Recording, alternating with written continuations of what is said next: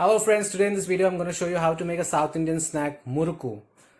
This is a very famous South Indian snack which is easy to make. Most of the time we buy this at the store and we have it and we never know the kind of oil that they're using. So I suggest you try making this at home, and it is easy and you'll definitely like it. Let's see the ingredients required to make this murukku.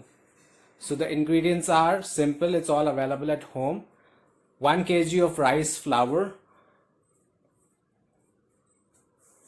3 spoons of chili powder, 2 spoons of salt, 2 spoons of ajwain, 100 grams of butter, unsalted butter, 3 to 4 glasses of water. I taken boiled water, 1 liter of refined oil. Take a flat bowl like this and add the rice flour to this. I've taken the ready-made rice flour which is bought in the supermarket. I've not soaked the rice and I've not ground it. To this I'm adding 3 spoons of chili powder. So the Kashmiri chili powder would be better, or the Guntur chili powder, because it will give you a nice spice level to your murukku and it will also give a good color. So hence I'm using the Kashmiri chili powder. And to this we are going to add 2 spoons of salt. Use the powdered salt, the table salt. Do not use the rock salt because it doesn't get mixed properly. So you will find the salt chunks here and there. Ajwain, 2 spoons. Ajwain is to reduce the acidity or something, because you are using oil to fry this snack. 100 grams of butter, the unsalted butter. Heat butter like this and melt it before we add it to this mixture. So melt it and keep it aside so that it will get cooled by the time we will boil the water as well. So boil water till it's lukewarm and keep it aside. Now to this mixture that we have already added the ingredients, just mix it evenly so that the chili powder, the salt and the ajwain gets mixed with this thoroughly. So before we add butter or water, just mix it along evenly, and then we're going to add butter to this now. So if you don't have butter, you can also add 1 ladle of hot oil to this, and then just mix it thoroughly with your hand so that the butter also gets spread evenly. And now you'll have to mix the butter thoroughly so that it doesn't form lumps here and there. So once after we mix this thoroughly, and then you remove all the chunks there, we would be adding the warm water that we have already heated up and kept aside. So I'm going to add water to this portion by portion so that it doesn't become watery.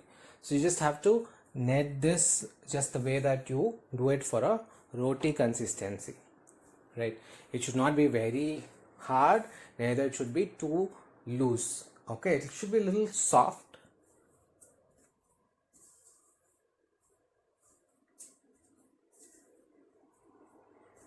Mix it thoroughly, add water little by little till you get the desired dough consistency.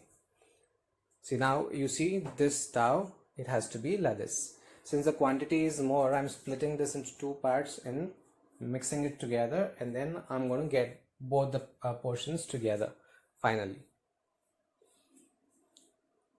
So this would be a little easier for us to do.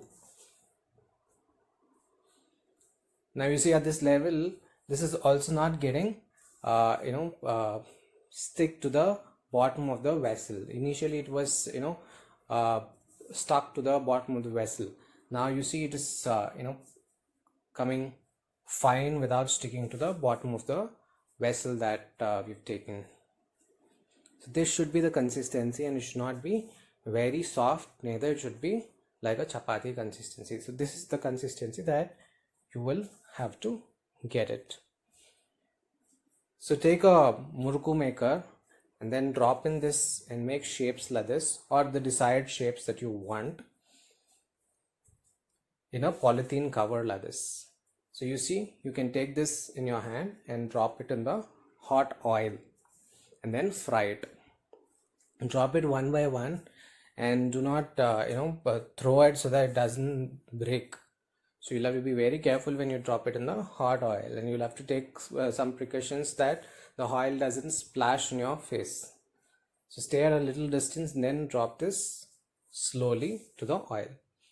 So I've taken a big kadai, so I'm dropping 7 to 8 murkus at a time. So if you fill the kadai completely, it'll not cook properly.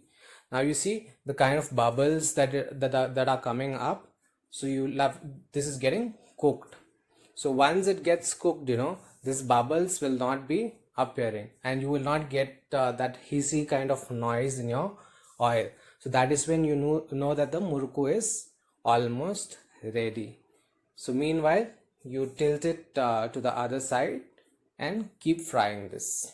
Now you see this is almost done. The oil, the bubbles and everything is gone. But I like that golden color in my murku. So you want it, you can take it at this stage also.